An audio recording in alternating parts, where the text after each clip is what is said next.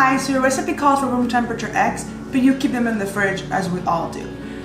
But this is a trick that I do that works magically when you need your eggs ASAP. All you need are eggs, bowl, and water. I microwave my water for about a minute 15, just to bring it warm enough to cool the temperature of the eggs down. But do not boil your water because you don't want to have boiled eggs, obviously.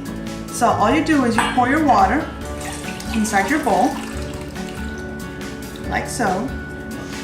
And then you put your eggs in the water and make sure they're completely covered and let it sit for about 10 to 15 minutes.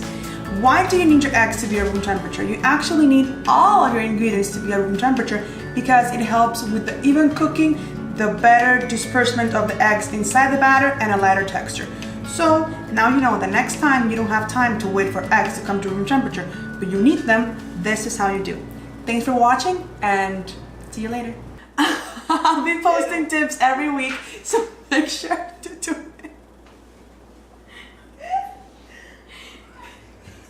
Make sure to tune in here in this madhouse.